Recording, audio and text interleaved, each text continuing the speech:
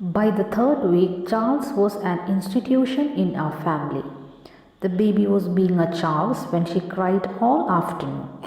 Laurie did a Charles when he filled his wagon with mud and pulled it through the kitchen. Even my husband, when he caught his elbow in the telephone cord and pulled the telephone and a bowl of flowers off the table, said after the first minute, "Looks like Charles." During the third and fourth weeks, it looked like Charles had changed for the better. Laurie reported grimly at lunch on Thursday of the third week. Charles was so good today that the teacher gave him an apple. "What?" I exclaimed. "He gave the crayons around and picked up the books afterward. The teacher said he was her helper," said Laurie. "What happened?" I asked incredulously. "He was her helper, that's all," Laurie said and shrugged. For over a week, Charles was the teacher's helper. "There is a PTA meeting next week," I told my husband one evening. "I'm going to find Charles' mother there." "Ask her what happened to Charles," my husband said. On Friday of that week, things were back to normal. "Do you know what Charles did today?" Laurie demanded at the lunch table in a voice slightly odd. "He told a girl to say a word and she said it, and the teacher washed her mouth out with soap and Charles laughed." "What word?" his father asked unwisely. And Laurie said, "I will have to whisper it to you. It's so bad." He went around to his father and whispered joyfully into his ears. His father's eyes widened. "What happened to Charles?" my husband asked. "Nothing," Laurie said. "He was passing out the crayons." My husband came to the door as I set out for the PTA meeting. "Invite her for a cup of tea after the meeting," he said. "I want to meet her." "If only she is there," I said. "She will be there," my husband said. "I don't see how they could hold a PTA meeting without Charles' mother." At the meeting,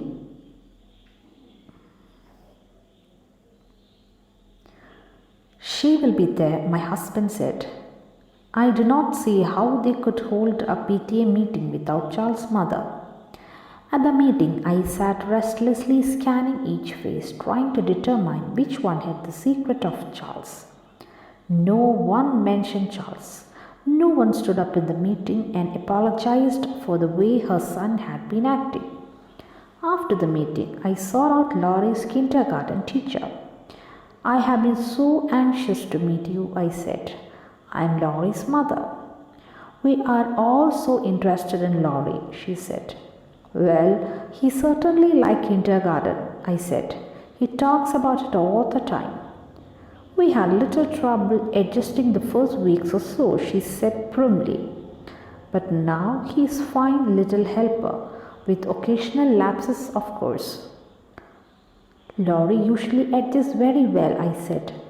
"I suppose this time it is Charles' influence." "Charles?" "Yes," I said, laughing. "You must have your hands full in that kindergarten with Charles." "Charles," she said. "We do not have any Charles in the kindergarten."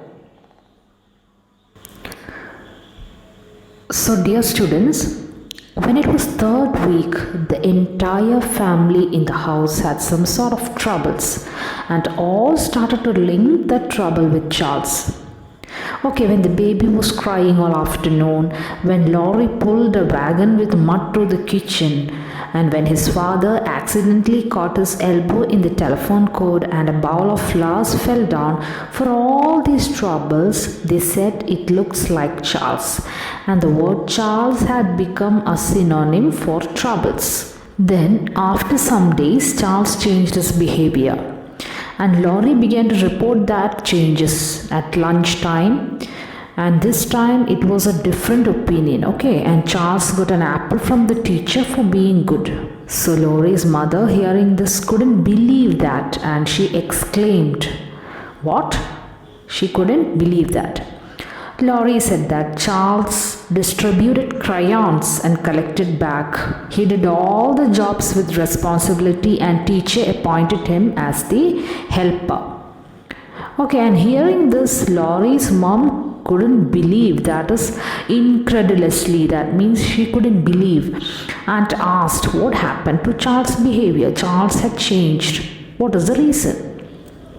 So Laurie said in a relaxed way. He was not concerned about the question, and he said in a very relaxed way, shrugging his shoulders, that is raising his shoulders. He said that Charles was a helper, that's all. Charles was teacher's helper, and there is nothing special about it, he said in a very casual way. Then the next paragraph we can see that Laurie's mother is telling about a PTA meeting which will be held next week. And she told her husband that she need to meet Charles' mummy, and in response Laurie's dad is asking, or Laurie's dad is telling to mom that you have to ask to Charles' mother what happened to Charles' behavior, why he has changed. You have to ask when you meet. Now let's see what happened on Friday. On Friday things got worse again. Okay, and when it was lunchtime, usually children speak a lot during lunchtime. So here, during lunchtime, Laurie said to his parents, "Do you know what Charles did today?" He spoke in a very odd manner. Odd, A-W-E-D. Odd here refers to surprised or excited. He told a dirty word to a girl and set her to repeat it. It was so dirty that teacher washed her mouth with soap. Just imagine, children, how tough will be the role of a teacher here, is it? Because of this Charles, she had to wash the mouth of that girl because the word was so dirty. And Charles was laughing at that time. Laurie is telling about Charles, okay? And Laurie said that Charles said bad word to a girl, and she repeated that, and the teacher washed her mouth. Hearing all these things, parents got shocked, and they are just listening what Laurie is telling about Charles. But Charles was just laughing. Now Laurie's dad asked in a foolish way. Unwisely means foolish way. He asked, what was that word? Okay, father was curious to know about that dirty word. So he asked what was that. And Laurie whispered in his ears. Laurie went near his father and whispered that word as a secret, just like you people tell secret. He just whispered that word, and what happened? This Laurie's father's eye widened, because widened means it was just opened in a big way, widened, as it was a dirty word. He was shocked to hear that word. And Laurie had no emotions at all. Okay, Laurie without any emotions said that Charles was just passing crayons at that time. Okay, Laurie is telling about Charles, and father asked what Charles was doing or what happened to Charles. Then he said the boy was just passing crayons at that time. So children, it was a day of PTA meeting. Okay, and Laurie's daddy said to invite Charles' mom for a cup of tea after meeting.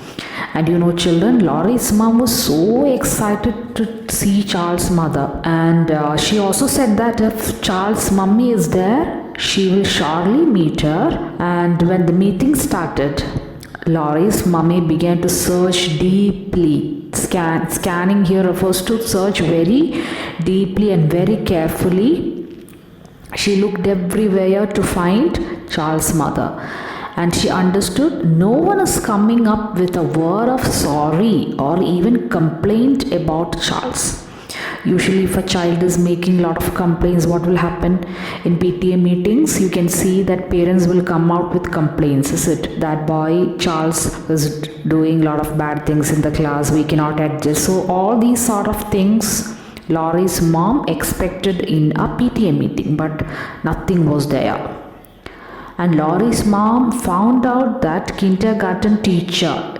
Laurie's mom found out the kindergarten teacher, and they began to talk about Laurie. Usually In PTA meetings, parents will come and see the teachers. They'll ask about how the performance of the child is it. Similarly, Laurie's mom approached kindergarten teacher, and you can see that first what did the teacher say about Laurie? We all are so interested in Laurie, and the teacher said they had little trouble adjusting in the first week. And she said primly means in a disapproving way, because she had to suffer a lot. So she said that in the initial days it was a bit trouble adjusting with Laurie in the initial days. And now he got better, but sometimes there were occasional lapses. So they are telling about Laurie's behavior in the school to his mother. So what was Laurie's mom? What did she say? She said that it is because of that bad boy Charles. Because of that Charles' behavior, Laurie also got spoiled. Laurie had some adjustment issues, as the teacher said, and all this happened because of Charles.